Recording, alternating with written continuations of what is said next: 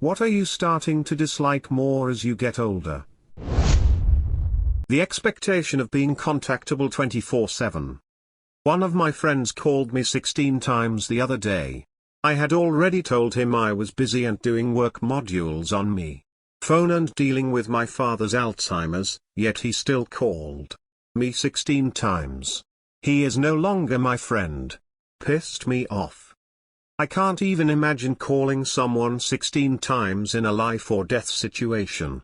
What the F did he want? To try to guilt me into coming out to the pub to drink to make me feel better, and he missed me. Apparently drinking can cure my problems.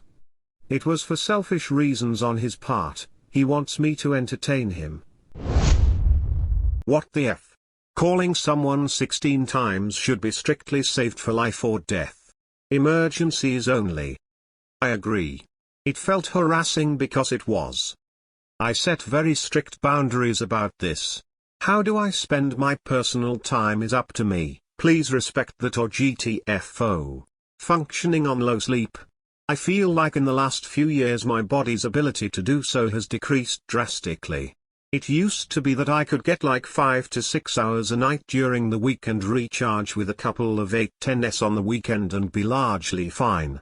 Now by the second or third the day I'm really feeling it and have to pencil in a few hours to recharge. Love. I have no idea how I managed to live in my teens and 20s. I would get maybe 5 fitful hours of sleep a night, max. I worked all day, did shit all night, and never wanted a nap. Now, I get a solid 8 hours a night, at least, and I'm happy to nap any chance I get. Your body was better at regenerating/proliferating cells and doing its own routine maintenance when it was younger. Wear and tear is thin in all mechanisms, which humans are. I miss those long robust telomeres of my chromosomal youth. Some of us youths need that 8 hours too. I am a legit can't function off less than 6 hours of sleep. And I'm 24. Maybe I just put my body through too much in college. I just said, F it, and started going to bed at 9 p.m. on work nights. I've accepted that I can't function for less than 8 to 9 hours, and I'm sick of being tired and cranky during the day. Staying up until midnight is not worth that. I remember being cranky and sluggish all the time in high school and college, and thought I had a thyroid problem or something, when I was probably just sleep deprived. Working until midnight and then having to be up at 6:20 a.m. to get my daughter ready for school is my big issue.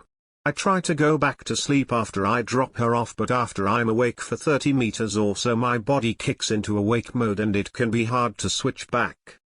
Try wearing sunglasses and generally limiting your exposure to bright light. Might help. Sleep is incredibly important, and you really can't fully catch up on or bank sleep that you've missed. If you're in a position to sleep a full 8 hours a night, please make it a priority to do so. I understand that some people, like new parents, those suffering from sleep disorders, or people who have to work multiple jobs to make ends meet, might not have the privilege. Missing out on sleep is one of the most detrimental things you can do for your health.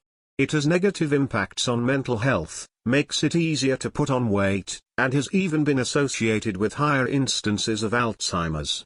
Most people don't realize how sleep deprived they've been until they start to consistently get sufficient sleep and notice how much better they feel. Same. If I don't get a solid 9 a night, I'm effed.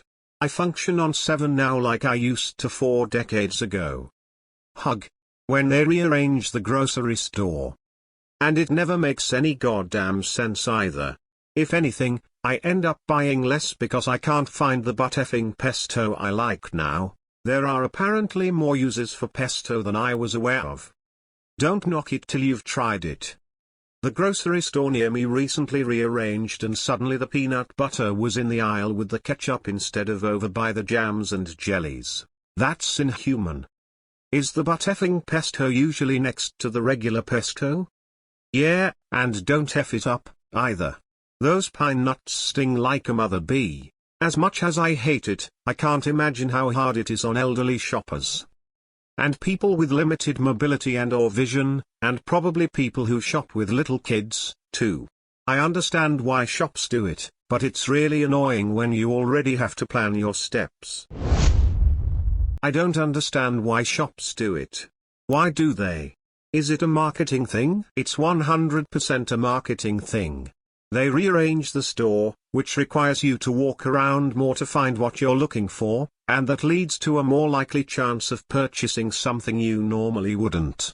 Have you ever noticed how they organize shelves? Brands pay to be placed in certain areas because if it's in the middle of the shelf more people see it, line of sight, but if you're on the very bottom or very top people are less likely to see it. That's also why they place candy lower at checkout because it's in kids' line. As a customer, it infuriates me. It is so disrespectful of my time and energy. I am not your damn guinea pig or circus trick. I am busy and already exhausted. In return, I've gotten to the point where I just do curbside pickups. Want to waste my time? Fine, you can pay an employee to shop for me and bring it to my car. A-holes. I shop with little kids, and it drives me crazy when they rearrange. We used to loop through produce, bakery, baking aisle, coffee, tea, dairy, sometimes cereal or medicine or cleaning aisle, and be done. Why did they separate the coffee and tea? Why did they move the oats again? Still haven't found them, and it's been a month. Why is the yogurt now with bacon instead of cottage cheese and sour cream? Why? We shop local for a lot of things, like meats and most produce. We have fancy cheese in the produce section, sliced cheese in the deli, shredded cheese in its own section, cottage cheese with coffee creamer, and cream cheese with butter. There is also a whole vegan substitute section with tofu and meat substitutes, but all of the non-dairy cheeses are in their respective cheese section. And that's just cheese. As a retail worker, I hate this too. But what I hate more than that, is the fact that the store I work at hasn't changed in over 3 years since the last remodel, and the same goddamn people ask me every week where the bacon is, even though it's been in the back by the eggs for 3 years. You're here every week. Why can't you remember where the effing bacon is? Lol. I always liked when people asked me where the milk was. It's as far away from the front door as possible. Just like every grocery store. Having to manage my body like it's a Tamagotchi. All these warning messages keep popping up. If I forget to feed it the right things at the right time and put them to bed at the right time and do the right exercises and avoid 73 arbitrary things, it will just start to moan and malfunction. Seinfeld said if our car needed as much maintenance as our bodies did, we would never buy it. Bullshit pricing structures. Free this and that, with tiny font FU language below, gas stations with 3 different prices for the same gallon of gas, cash, credit and easy pay $75 concert tickets that cost over $125 after all the bullshit add-on fees. Car lots with $10,000 in big-ass numbers in the windshield, with down in microtype below. Just tell me the complete, total, out the goddamn door price in one effing number, will ya? I was just complaining to a friend about a hostel bed I booked where they added on a $6/NT resort fee. 1. A hostel is not a resort. 2. It was only $30 to begin with. Just give me the real price. He didn't get it, said who cares, it's only $6. Not the point. Just give. Set your VPN to Australia. It is illegal to have hidden fees, the full total must be displayed. Obviously, not all small international sites comply, but on larger sites like Airbnb, you will get the actual price displayed. As someone who lives in Australia, I'm sad to hear this isn't standard practice everywhere. As someone who lives in America, I don't know if it's the people, the animals or the government, but I like Australia. I get that I might die there, but I'm not convinced I won't die faster here. Then you people get accurate pricing of goods. My autistic ass is so upset you guys get to not do math in your head to try to figure out if something is a good price. We have a sale by me that is buy 2 get 1 half off with participating sale of 5 items in the same category. Those 5 items can be valued wildly differently. So good luck trying to figure out if you got a good deal or just bought things you didn't want to save a few cents.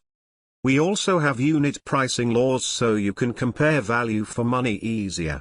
We don't tend to have those super complex multi-buys. Ours would generally stop at 2 for $5 or whatever. Having the per 100 gram price on the ticket allows you to see if you're getting a good deal or not.